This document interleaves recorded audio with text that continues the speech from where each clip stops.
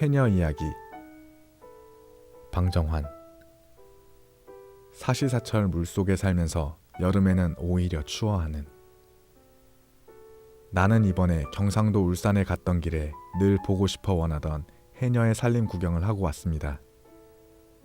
동화에 나오는 인어 아씨와 같이 사시사철 물속에 들어가 살면서 바닷속에 있는 전복, 해삼, 청각, 미역, 문어 같은 것을 따내오는 해녀 아씨들.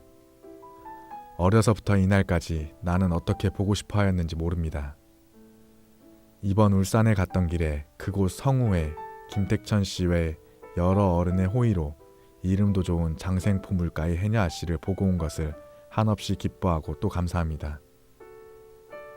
해녀 아씨들은 우리나라 맨 끝 제주도라는 섬에서 나서 거기서만 살고 있는데 거기서는 그들을 보자기라고 부릅니다.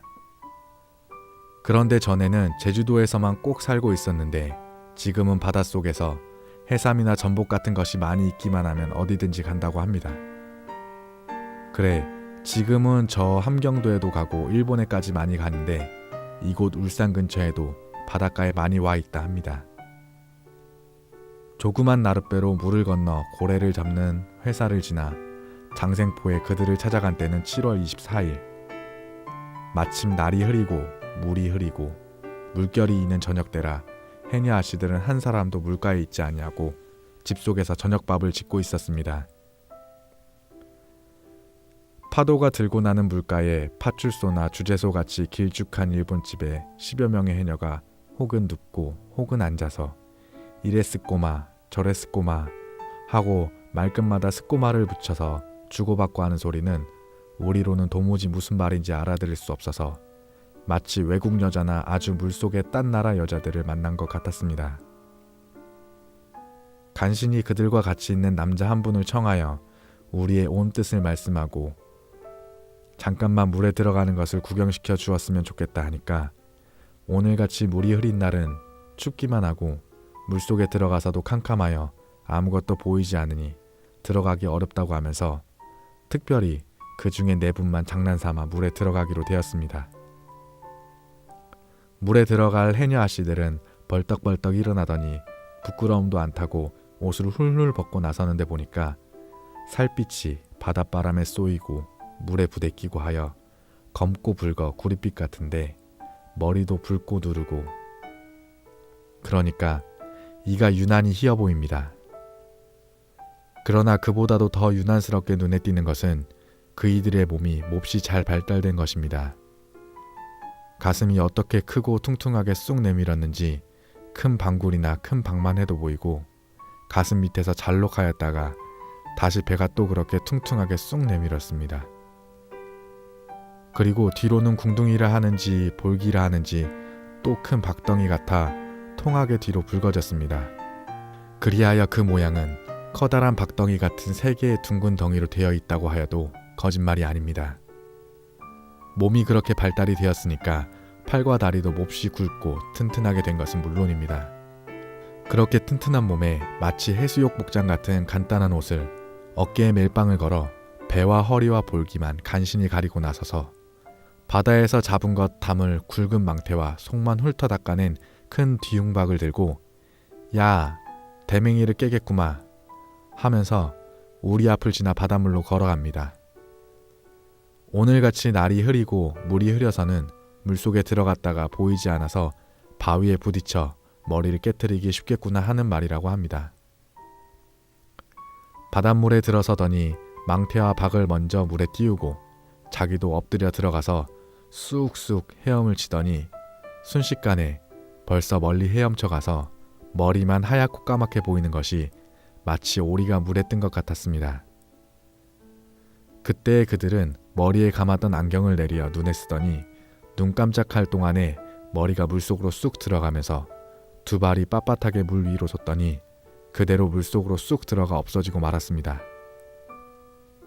그러더니 입속으로 하나, 둘, 셋, 넷 하고 35가지 해일 동안 물속에 있다가 다시 물 위로 불끈 솟아나더니 저 혼자 떠다니는 박과 망태를 쫓아가 붙잡아서 박을 가슴에 안고 물 위에 가만히 엎드려 쉽니다. 물속에서는 전혀 숨을 쉬지 못하니까 물속에서 숨이 가쁘고, 즉 숨을 쉬려고 얼른 나오는 것이랍니다. 그래 나와서는 한동안 참고 있던 숨을 한 번에 내쉬므로 숨 쉴 때 입에서 획 하고 기적 같은 소리가 납니다. 끝이 없이 넓은 바다에 푸른 물결만 출렁거리는데 여기저기 박을 끼고 있는 해녀 아씨들이 획획 숨 쉬는 소리가 물결 위를 거슬러 오면 몹시 처량하게 들립니다. 물 위에 떠서 잠깐 쉬고는 또 들어가고, 한참 만에 또 나와서 획 하고 들어가고, 이렇게 몇 번인지 거듭하다가 한 30분쯤 지나서 다시 헤엄쳐 나오는데 잠수복은 물에 젖어서 몸에 젖어 착 달라붙고 머리에서는 낙숫물같이 물이 흐르는데 손에 들고 나온 망태 속을 보니까 신기하기도 합니다.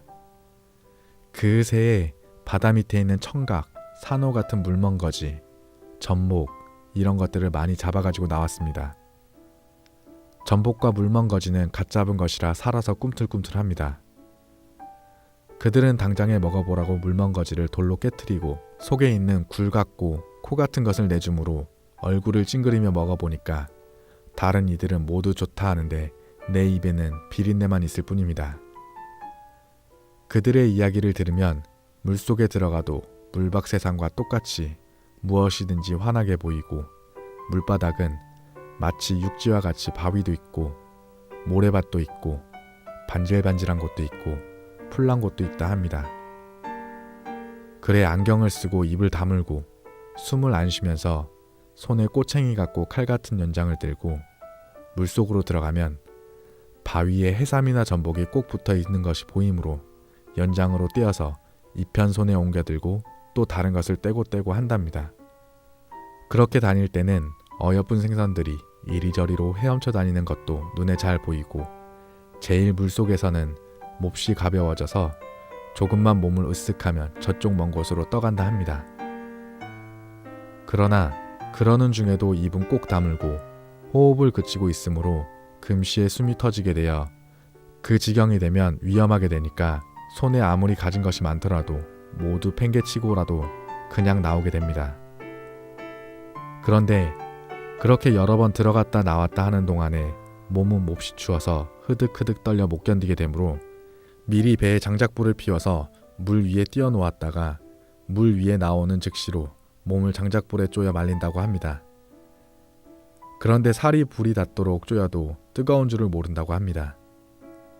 물속으로 아무리 다녀도 별로 무섭거나 겁나는 일은 없지만 다만 한 가지, 늪이라는 것이 손에 달라붙거나 술차라는 것에게 찔리면 대단히 곤란하고 잘못하면 목숨까지 위험해진다고 합니다.